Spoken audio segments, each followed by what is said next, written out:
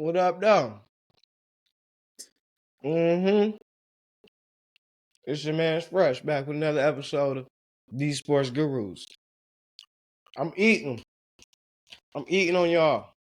It's the reason why I'm eating and why I'm being disrespectful to come on this episode of These Sports Gurus. I'm gonna be talking Detroit Lions football. As you can see, I still got the Dewey on. But shit, it go with some Lions football. So I'm gonna be talking some Lions football, man. Let's get into it. It's your man's Fresh. Hey, like, subscribe, comment, do all that good raspy, jazzy shit you supposed to do when you watch somebody YouTube or they show or whatever like that, man. Or you listening to it, wherever you listening to it at, man. Like, subscribe, comment, let me know how we doing. So let's get into it. Talking Detroit Lions football, right?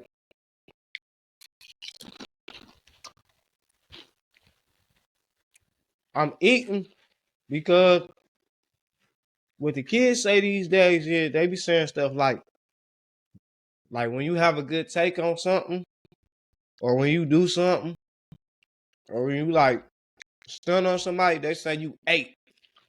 So I'm eating right now because I ate. I ate.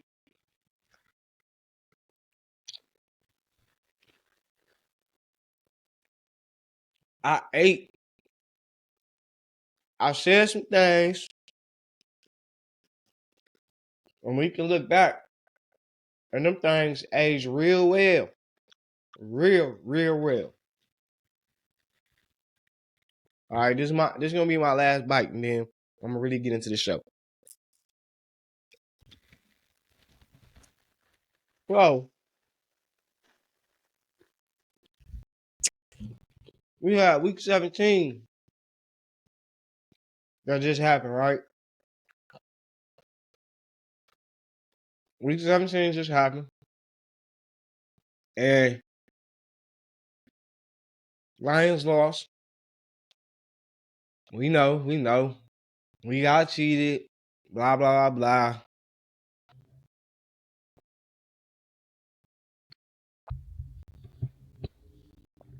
We got cheated. Some of y'all feel like we should have kicked the field goal. Bullshit. You know, whatever. But I'm kind of in a different space right now. I'm not on the win. I'm not on the loss. I'm not dreading over it. I wasn't dreading over it then because all of our losses have showed the same thing. They've shown the same theme in all these losses, man. And frankly, I'm not like tired of it or nothing like that. It's just that it is what it is, you know. It's something you got to overcome as a team. We'll see how far we go. We'll see how far we won't. We got one more game versus Minnesota. Minnesota coming in. Actually, the crazy part is, for those of y'all who don't know, I moved to Minnesota. So I actually stay in Minneapolis, and I live in Minnesota. I actually went to the last Lions game when they played the Vikings here. Had a great time cheering for my Lions as they beat the Vikings. I was in the Vikings den.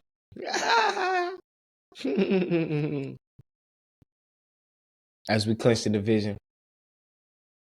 So I had a great experience. So now, the Vikings gonna travel to Detroit to go play my Lions. With a lot on the line for them. Not some stuff possibly on the line for us, but not a lot. But I'm not really even in tune with the game because I feel like it really don't matter. Like, that's how I'm feeling. I know Dan the man, he came out and he put some emphasis on the game. We're going to try to win the game and all that stuff, right? And that's great. And I'm not saying don't try to win the game, coach, because I'm with it. We want to keep all momentum heading to the playoffs and come out. We're going to have another home game back to back. So kind of want to protect home field advantage. Um,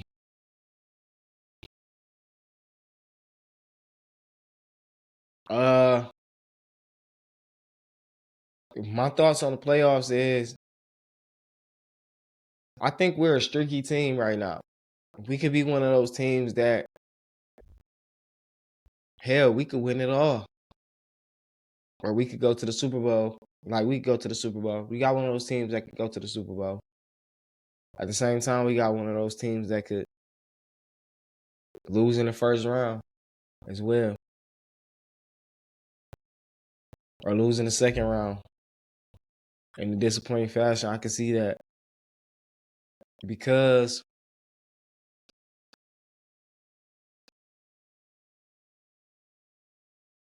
the thing that I keep pointing out,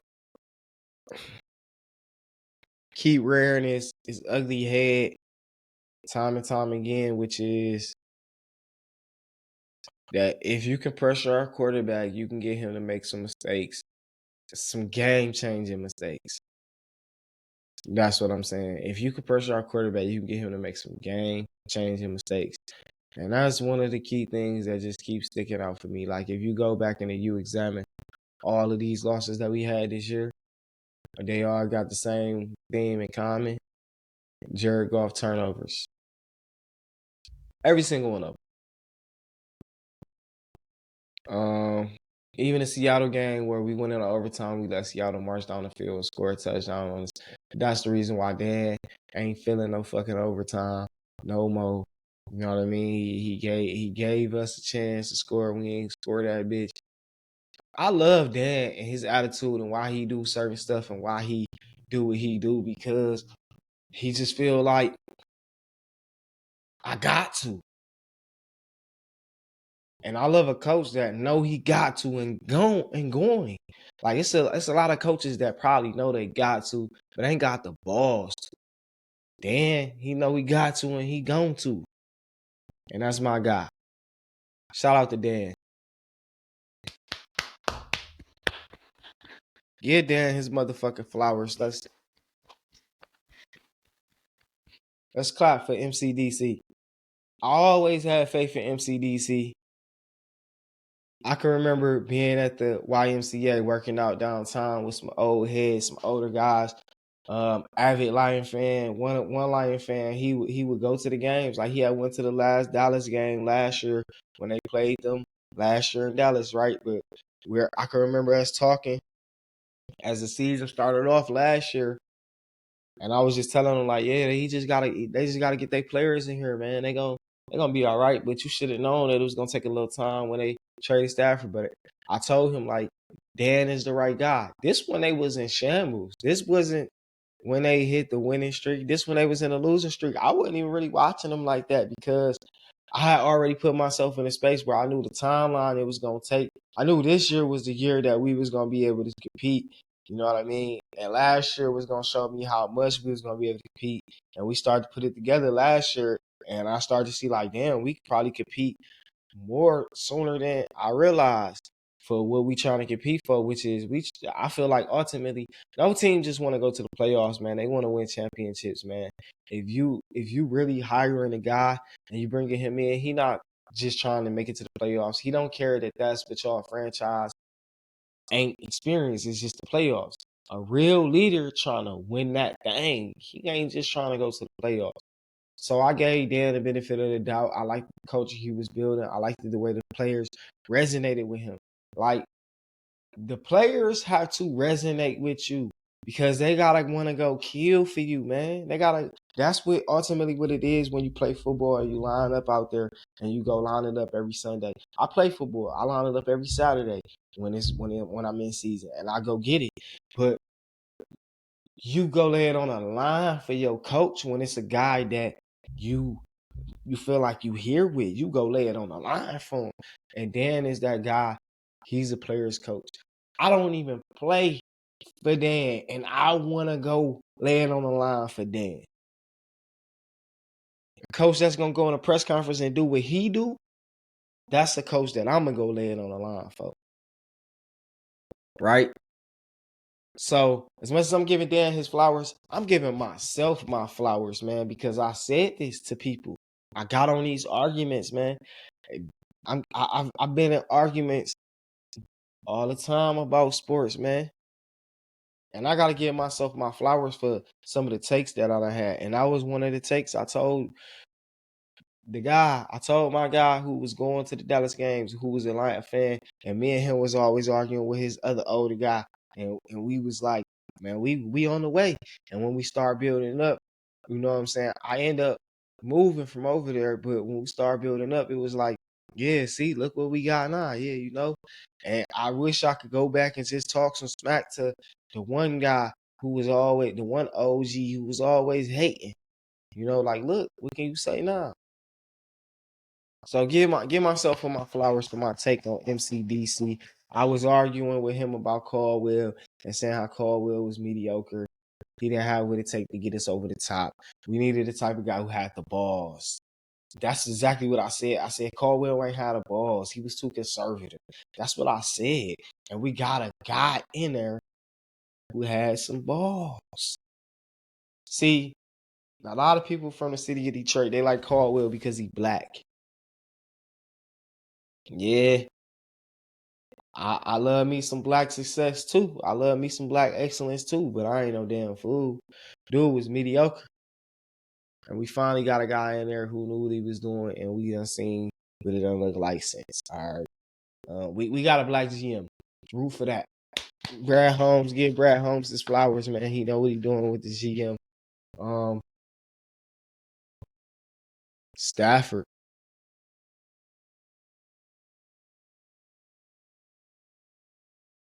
All he done since he left is make McVay look right about betting on him. Not saying that we haven't done good with our spot here because that's not the conversation. That's not what I'm talking about. I'm talking about giving myself some flowers for Stafford. For me telling the fans, like, yo, bro, Stafford ain't the problem, man. We haven't built the organization that's capable of winning.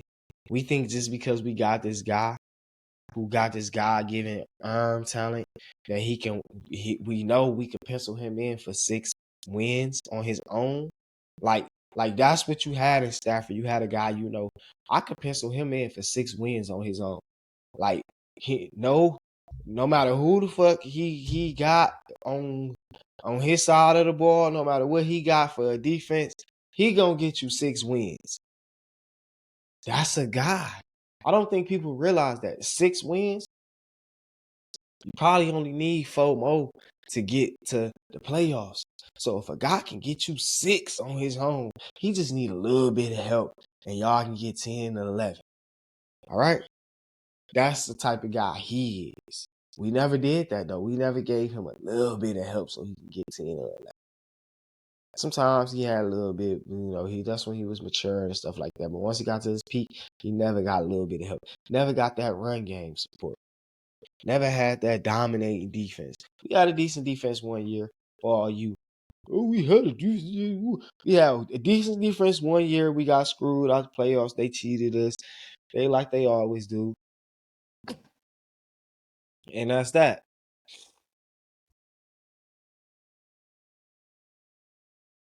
But Stafford ain't doing nothing but ball, man. He made another Pro Bowl. He Pro Bowl, Super Bowl. Like, what Super Bowl? Did he win the Super Bowl MVP? I'm not sure. I think he did win Super Bowl MVP. Or they gave it the Cooper Cup. Maybe they gave it the Cooper Cup, right? Now you got Puka Nacua here, and you can see that it wasn't Cooper Cup, man. Like they didn't want to give it to Stafford then because they like, nah, it's Cooper Cup, man. It's Cooper. No, it's Stafford, dog. Stafford that made every receiver he done played with into a Pro Bowler. Like he's made plenty of guys Pro Bowlers from him throwing them the ball. Like, come on, man. He's done that. That's what he does. So give Stafford his flowers, but give me my flowers for my take on Stafford and always telling people that All Stafford needed was a team around him. And Stafford was never the issue here. We just never built the team here. So flowers and claps to Stafford. On my take on Stafford, and Stafford still being a premier quarterback, an elite quarterback in the league. Moving on. DeAndre Swift. I argue with a lot of fans. A lot of fans. See, I owe DeAndre Swift a lot. The D Sports Guru show owes DeAndre Swift a lot of flowers because DeAndre Swift is the one guy I was arguing with so many Lion fans that really made me want to take this sports talk to another level. Like, bro, y'all think I just be talking, bro? I know what the fuck I'm talking about. I don't just be talking, man. I know what the fuck I'm talking about. It ain't about who I done coach or who I done played for. I know what the fuck I'm talking about, G.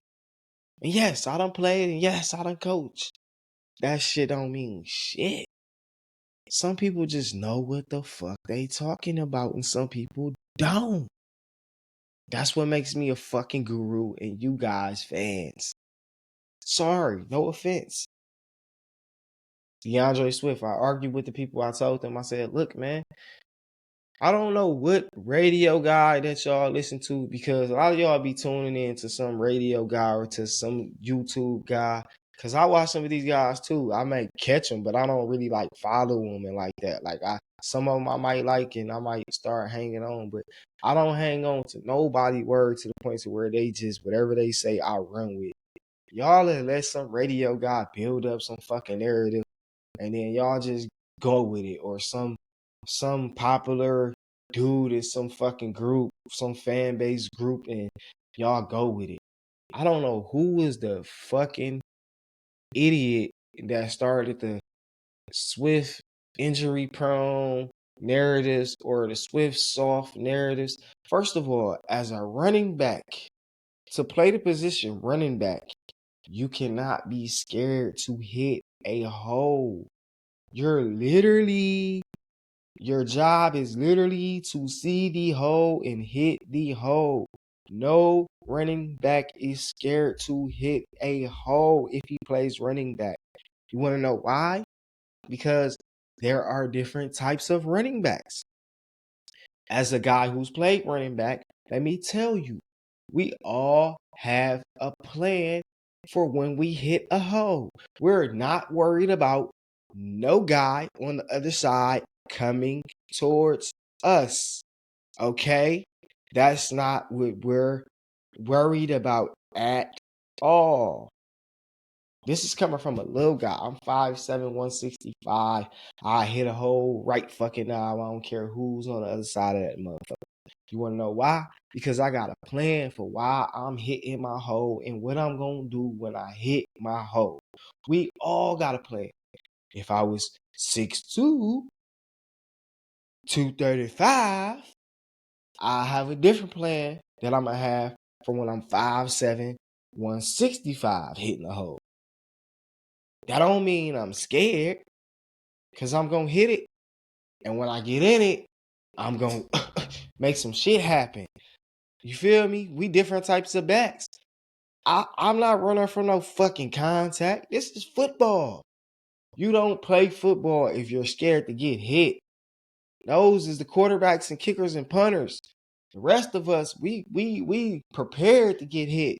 Motherfucker, that's why we came out here. We didn't come out here to run from getting hit. That's not what we own, bro.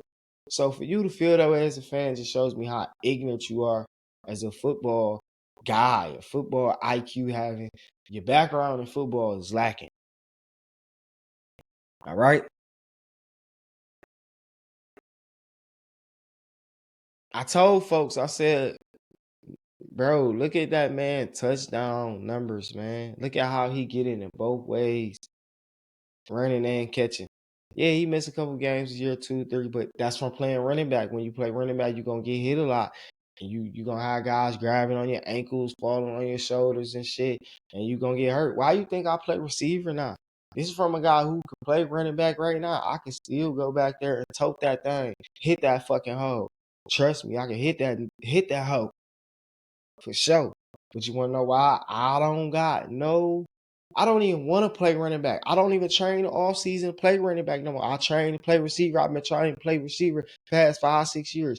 I specifically switched from running back to receiver. You want to know why? Because I was getting injured. I wasn't getting injured because I was scared to hit no fucking hole. I was getting injured because when you play running back, the only way guys can tackle you is they falling, they twisting, they doing all type of shit. You know what was getting hurt? I was injuring my ankles. The same thing DeAndre Swift has for ankle injuries. Because guys, that's the way they gotta tackle guys who getting it, who hitting it. They trying to fall and twist and rip and do all that just to get you down. It ain't that you soft or none of that, man. So then y'all watch Hard Knocks and y'all let Hard Knocks hype y'all up to get. Don't let Hard Knocks hype y'all up, man. Y'all let Hard Knocks hype y'all up. Deuce Staley, like, man, I respect Deuce and all that, right? But Deuce, you was an average running back. I hate when I hate when average players become coaches and then they become over coaching on somebody that has a certain type of talent that you can't coach. Let's be real. DeAndre Swift has a certain type of talent that you can't coach. We saw this. He immediately was making an impact. Did y'all forget that like his first game, he had a dog ass game and he should have had the catch for the touchdown to win the game. Stafford hit him with the money pass. He dropped it. That's probably the one knock on him is sometimes he'll drop a pass, but he's a great receiver out the backfield. And the dude is game breaking. How many announcers did you hear talk about him in that way this year? Plenty. Why didn't our fans talk about him in that way? Because we didn't appreciate it. I told folks, I said, look, man, if he leave, he gonna be in the realm of a Christian McCaffrey, a Dalvin Cook type of back. That's the type of back he is, bro. He's a Pro Bowl type back. He leave instantly. First year, he's a Pro Bowl back. He might finish second team All Pro. He might. Let me see. If I go look at the if I go look at the if I go look at the All Pro team this year, let me see. Because I didn't check it out.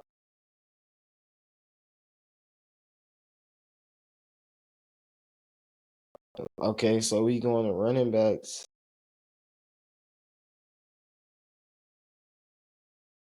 We know it's Christian McCaffrey, first team.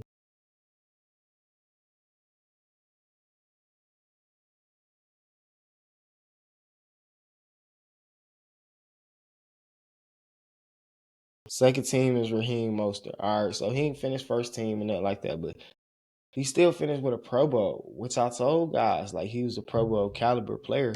I didn't say he was all pro because, of course, you got the C-Max out there. He ain't no damn C-Mac. I ain't say Swift was no C-Mac. I ain't gonna give him that many goddamn flowers. Dog, I told y'all how dynamic a running back he was. And honestly, Philly problem, if anybody that watched Philadelphia Eagles, their problem is they don't give Swift the ball goddamn enough.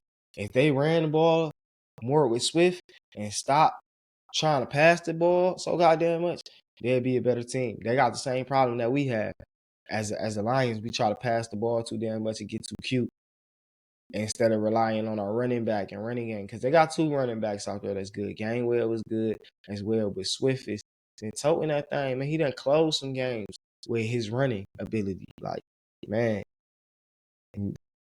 So yeah, I gotta take my flowers for that take. You know. Aaron Glenn has been voted on NFLPA as the top defensive coordinator. I gotta give Aaron Glenn his flowers, and I gotta take my flowers as well. Let me clap myself on the back. Lately, Aaron Glenn has been under a lot of fire from the fan base, and I've been defending him to no avail because it's fucking ludicrous that the fan base, first of all the losses that we had this year, besides maybe the Seattle loss, uh, and Baltimore loss, they wasn't because the defense was just like trash, and you know what I mean. Like even in all those games, the offense turned the ball over. When you turn the ball over all these bunch of times, like like the Green Bay and Chicago losses, the Seattle loss, you know what I mean? You give the other team the opportunity to win a game. The team that wins a turnover battle wins like 80% of the time in like the past 2 seasons or something like that. Some crazy statistic bullshit like that. But like you can't lose the turnover battle and expect to be in a game that you just supposed to win. You're probably gonna lose that game when you lose the turnover battle. And Aaron Glenn didn't get a lot of respect. Like I feel like a lot of people have been trying to make him a scapegoat, but they don't realize that this guy has been dealing with injuries all across his defense for the whole entire season.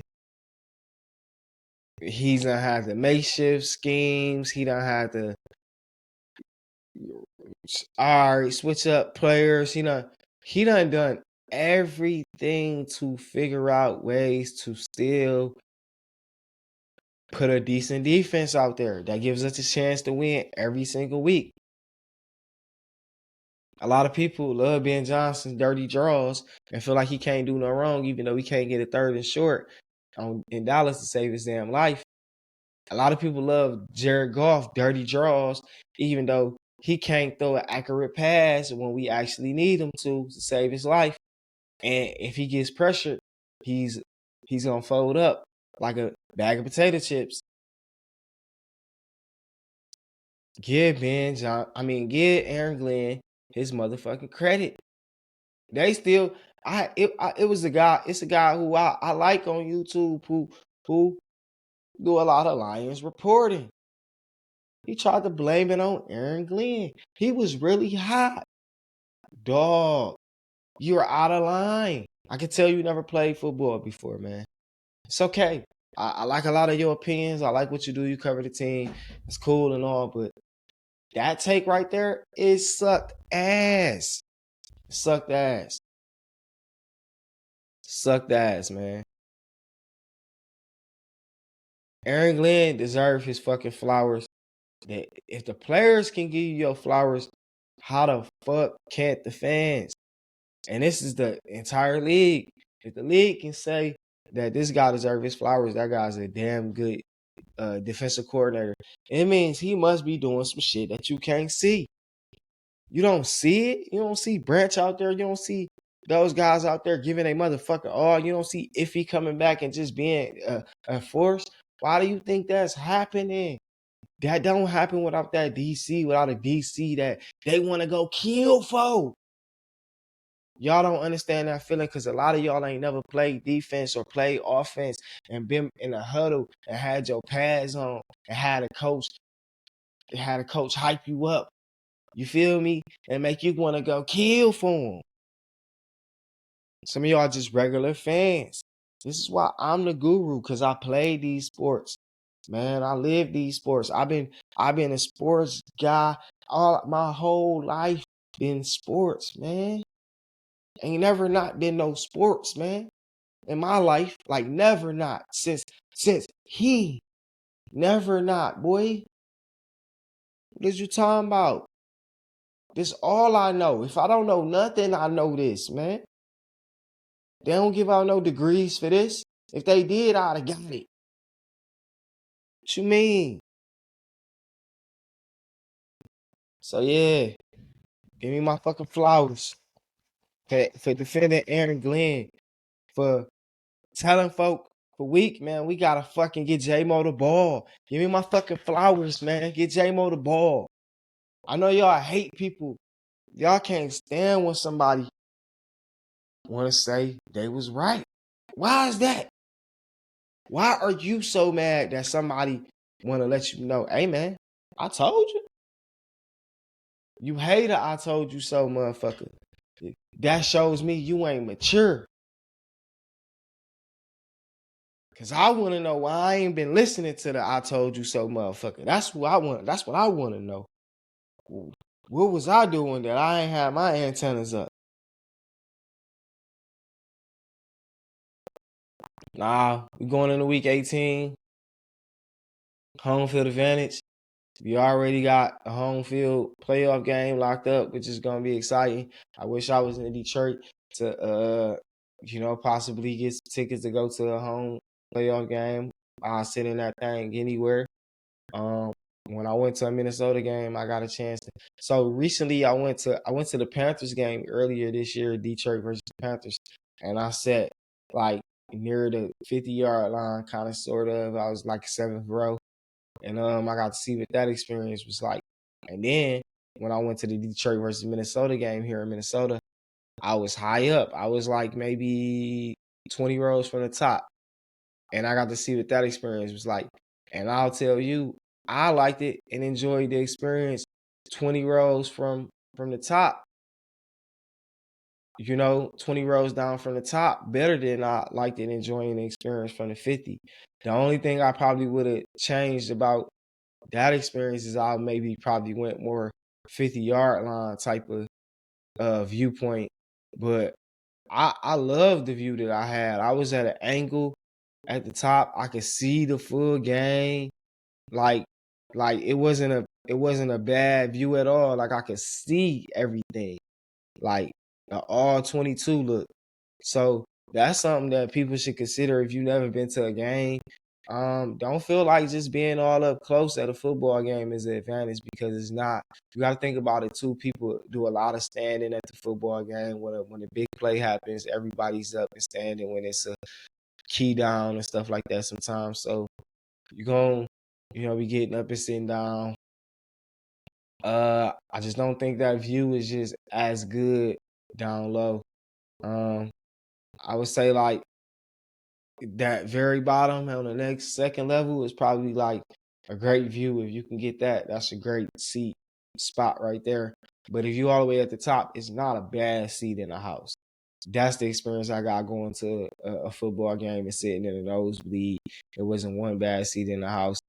I don't think that's the same type of experience you would get at a basketball game.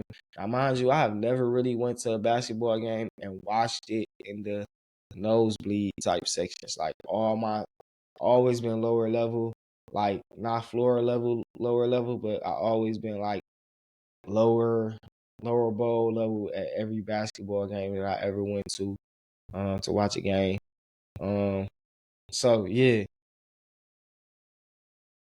Um Aaron Glenn deserves his flowers. Uh I want us to win this last game only because it made my prediction came true. We went 12-5. That's what I said we could do. 12-5 at best. I said we would go 10-6 at worst. 12-5 at best, I believe. Make the playoffs.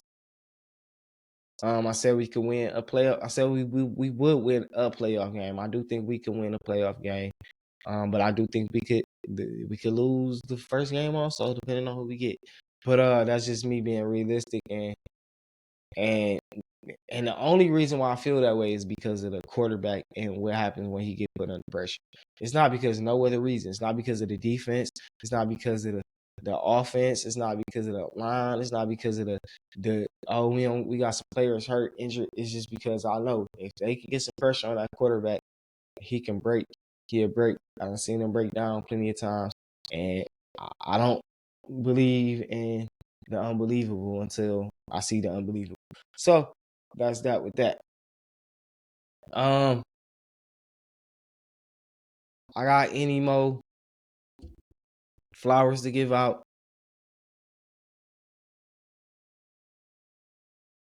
I think that's it. I think that's a wrap, man. Um, just to keep it Detroit football, I ain't gonna take it nowhere else. I do gotta get back in here and get another show in. I'm gonna try to get a show in with my guy Juice Man Dez. We gonna do a college football championship preview. We can't call it a playoff no more because it ain't no playoffs. Them boys got stumped in the dirt by that Go Blue. The blue is the thing for everything right now. Blue, Pistons, Lions, Go Blue for the motherfucking Michigan. Gotta go get that thing, you know what I mean? We're gonna talk about some Michigan football on the next episode. When I got my man Juice Man Dez on here, we're gonna talk some college football. Go Lions. We'll see what happened in this last week with the seeding, if something gets changed or something like that, right? Something wild happened. But right now, it looks like we're gonna be playing Stafford and the Rams. A Lions fan mad at me because I said I'm gonna be rooting for Stafford, but the Lions to win.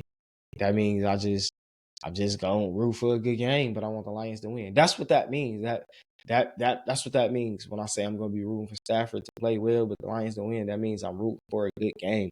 I don't want to see Stafford have a bad game,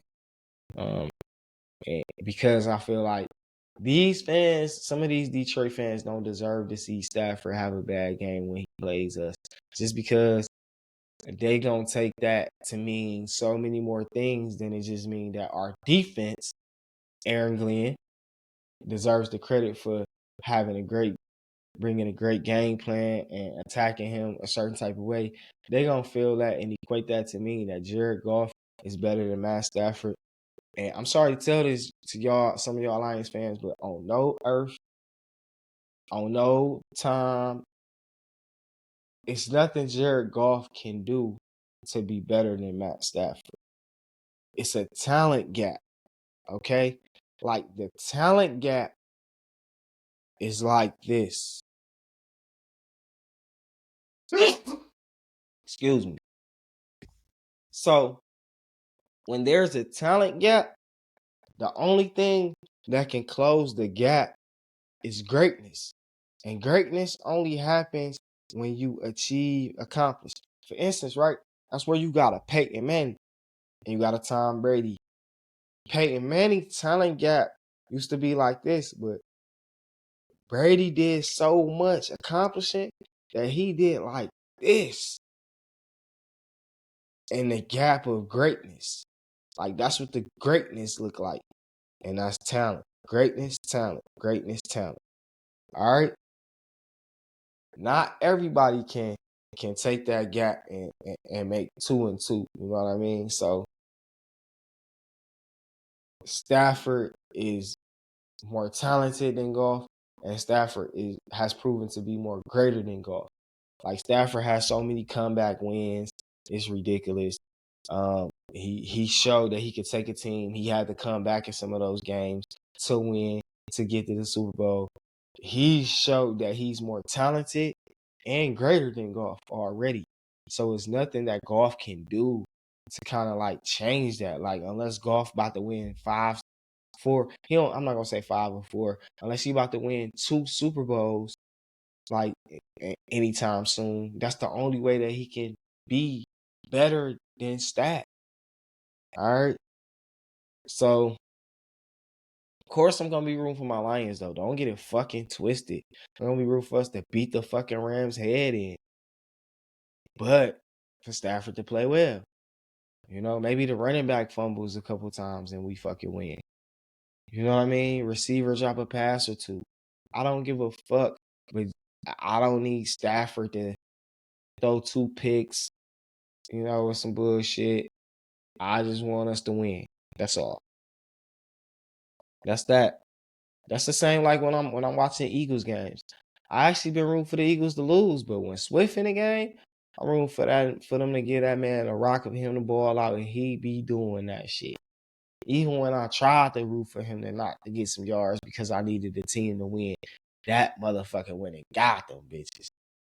Scored a touchdown, let alone got a first down. So shout out to Swifty and the Eagles.